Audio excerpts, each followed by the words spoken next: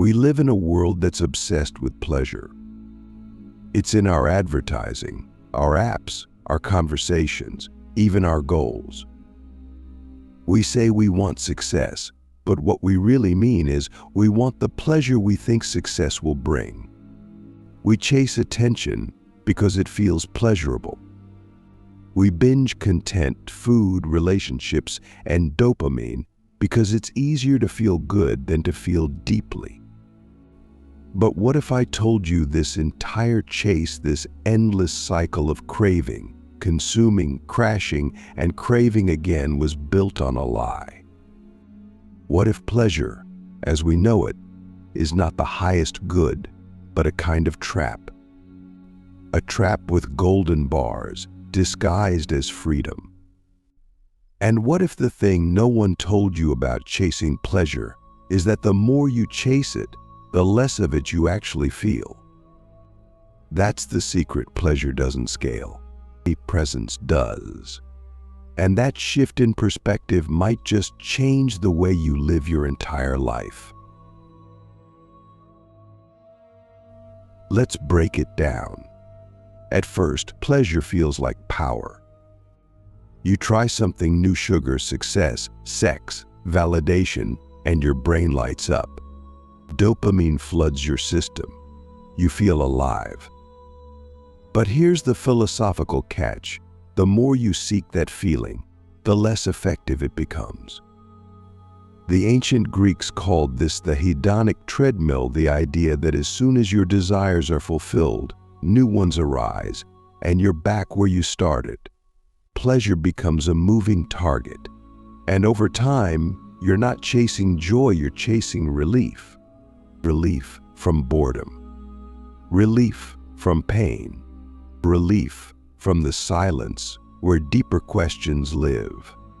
So let me ask you, when was the last time you felt pleasure and it lasted? When was the last time you didn't need to chase the next thing immediately after? If you can't remember, maybe you've been tricked, like all of us, into confusing stimulation with satisfaction. Click subscribe to this channel to get more profound insights. The philosophers knew this centuries ago.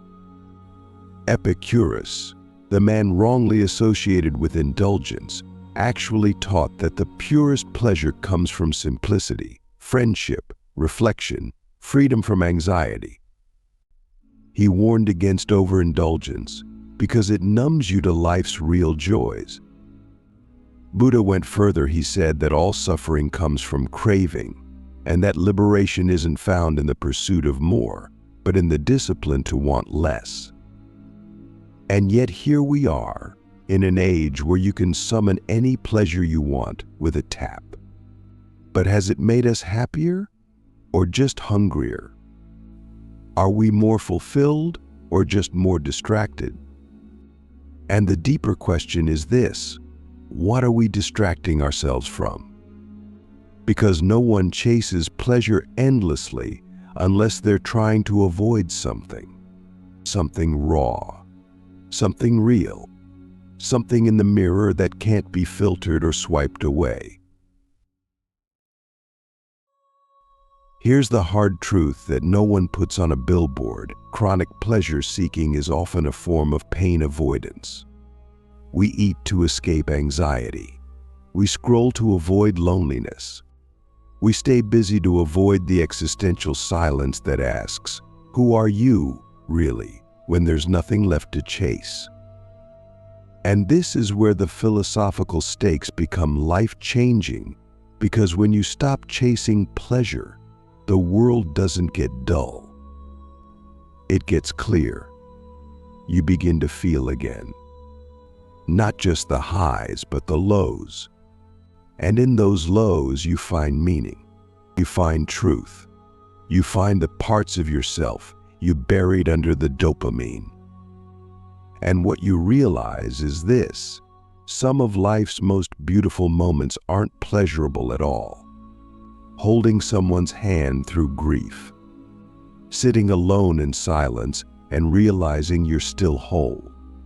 Creating something hard, something that costs you. These don't give you a rush, but they root you.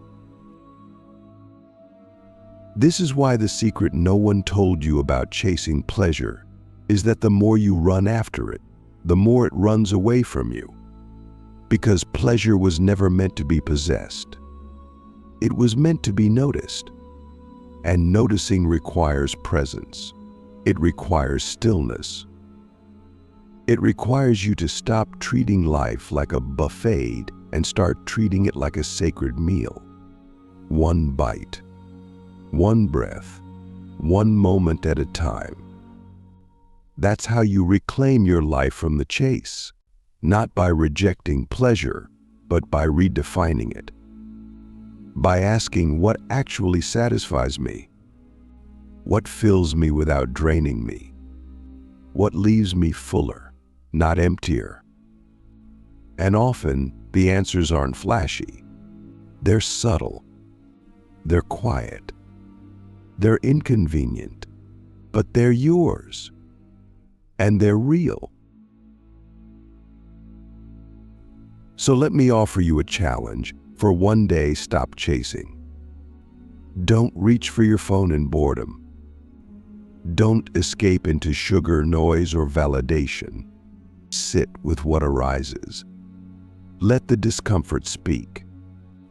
And ask yourself, what is this moment trying to teach me? Because the truth is, your deepest happiness might be hiding beneath the very thing you're trying to avoid. The secret isn't in feeling good all the time. It's in building the strength to face life as it is and still choose presence, still choose peace. Because that's not just pleasure, that's power. That's freedom. And that's what no one told you about the chase. You were never meant to run forever. You were meant to arrive. The Bliss Mirage, why pleasure fools you and presence heals you. Have you ever noticed how the closer you get to something you think will make you happy, the faster it fades the moment you touch it? That's the mirage. It's the illusion that pleasure creates a shimmering promise on the horizon that evaporates the moment you arrive. You tell yourself, once I get that promotion, I'll feel peace. Once I'm in a relationship, I'll finally be fulfilled. Once I go on that trip, buy that thing, hit that number. But when you get there, it's not peace you feel, it's restlessness. It's the quiet panic of realizing that what you hoped would sustain you barely even touches you. And so you move the goalpost. You chase a new high. You start the cycle again. But what you don't realize is that you're being played not by the world, but by your own nervous system. Because the brain doesn't care about fulfillment, it cares about survival. And in a world of infinite stimulation, that means it's constantly scanning for the next hit, the next fix, the next bliss that's just out of reach. This is the Bliss Mirage. And it's not just psychological, it's philosophical. We've been conditioned to see life as a ladder, a series of upgrades, more money, better experiences, higher status, and pleasure becomes the scoreboard. But here's the flaw. If you measure life by pleasure, you're always losing, because pleasure diminishes. It adapts, it numbs, and eventually it betrays you. What once thrilled you now bores you. What once satisfied you now feels empty. And if you're not aware, you'll think you're the problem, that you're broken, that you need more, better, faster. But the truth is, the game was rigged from the start, because pleasure was never the destination. It was supposed to be the signal, a signal that you're aligned with something meaningful, something real. But when you make the signal the goal, you lose the message, and your life becomes noise. Let's go deeper. What does it actually mean to feel good? Is it the absence of pain? The presence of excitement? Or is it something subtler, like the quiet contentment of being fully here? Because if you examine your best memories, your most meaningful experiences, they probably weren't the most pleasurable. They were the most present. Watching someone you love laugh, finishing something you didn't think you could, sitting under a sky so wide it silenced your thoughts. These aren't dopamine highs. They're depth moments. And the reason they stay with you is because you were in them, fully, not distracted, not craving, not hustling for the next thing. And that's the secret the chase blinds you to. Presence is where life actually happens. Not in the next thrill, but in the moment you stop running long enough to feel this one. But presence is hard. It's boring at first. It's uncomfortable. Because when you stop chasing pleasure, what surfaces is everything you've been trying not to feel. The unresolved grief, the quiet loneliness, the existential dread. And that's why most people choose stimulation over stillness. Not because they're shallow, but because they're scared. Scared of what silence might reveal. Scared of what happens when the noise dies down.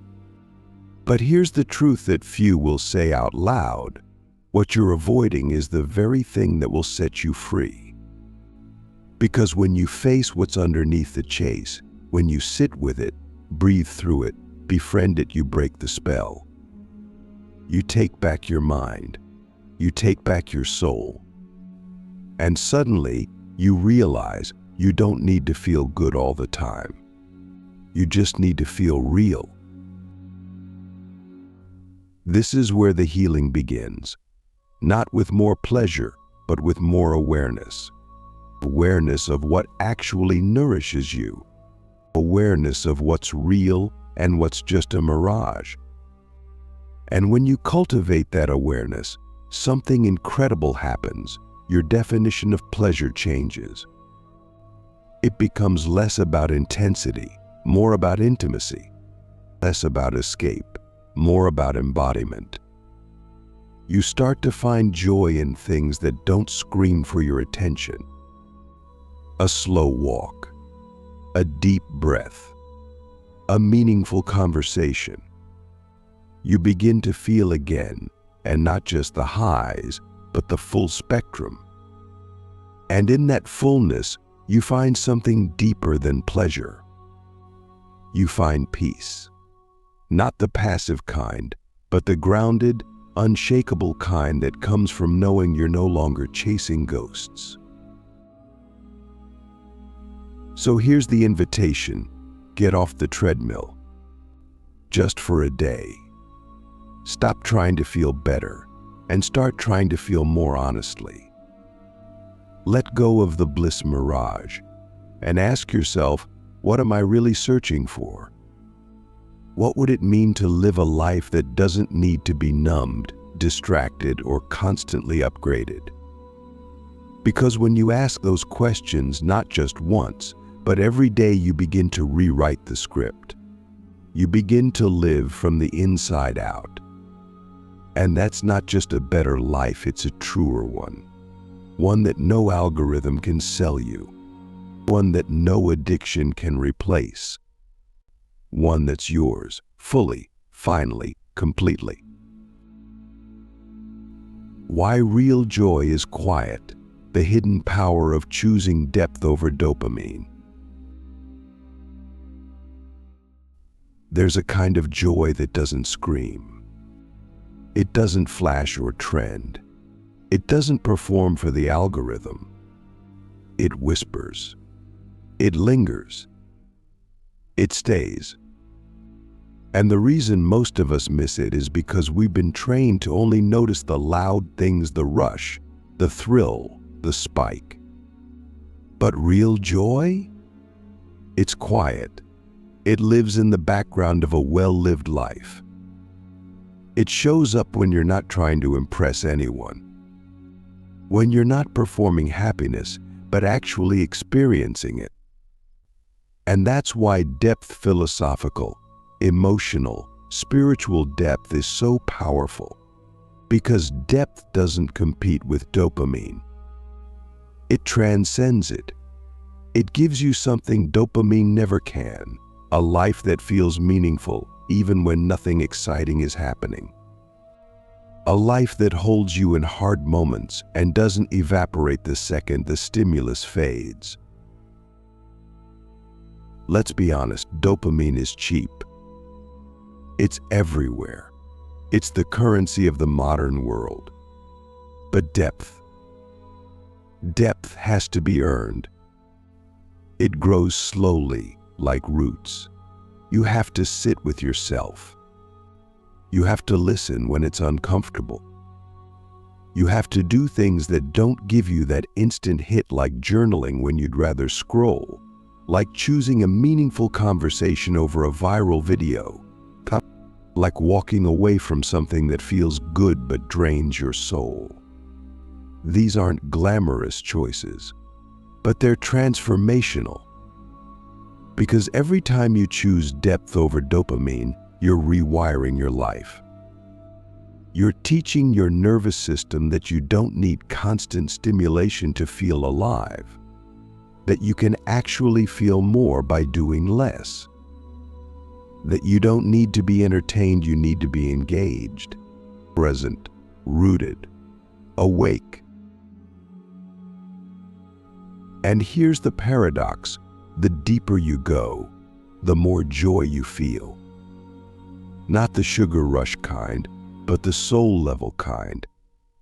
The kind that sneaks up on you in a quiet room. The kind that shows up when you're not looking. When you're simply living in alignment with your values, your truth, your presence. It's the joy of knowing you're not faking it anymore. That you're no longer outsourcing your peace to screens, substances, or social media. That your aliveness isn't dependent on what's happening to you, but on what's happening within you. This kind of joy doesn't wear out. It deepens.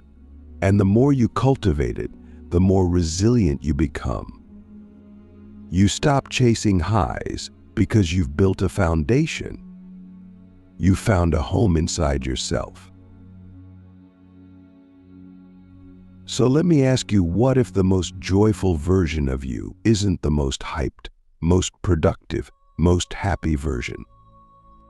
What if it's the most honest version? The most grounded? The version of you that doesn't need to escape because you've made peace with your life? That's the version that doesn't seek pleasure as a fix, but receives it as a gift. And when that shift happens, everything changes. You stop trying to hack your mood like a machine. You start living like a human again. You stop asking, "How do I feel better?" And you start asking, "What do I need to feel whole?" That's not a quick answer, but it's the right question. And asking it even once might be the beginning of the only kind of joy that can actually last. There's a reason monks seem peaceful in silence, why artists lose track of time in their craft, why people who face deep suffering often radiate a strange, quiet kind of strength. It's because they've touched depth. They've gone below the surface. They've stopped looking for happiness in the same place everyone else is losing it. And here's the wild part: you don't have to become a monk to feel this. You just have to start choosing differently. Choose to feel instead of flee. Choose to create instead of consume. Choose to be with yourself instead of running from yourself. These choices may seem small, but compounded over time, they create a completely different life. Not louder, not flashier, but truer. And in a world addicted to noise, that might just be the most radical thing you can do. So here we are. The secret no one told you about chasing pleasure is that it was never about pleasure to begin with. It was about connection to yourself, to others, to the moment you're in. And the chase? It was always a distraction from something far more valuable, your own presence. That's the real power. Not chasing what feels good, but becoming someone who doesn't need to escape. Someone who can sit in silence and still feel full. Someone who can say, "This is enough. I am enough." Not because you've settled, but because you've finally arrived. And that's the kind of joy that doesn't vanish. That's the kind of life that doesn't need a high to feel meaningful. That's the kind of truth that sets you free.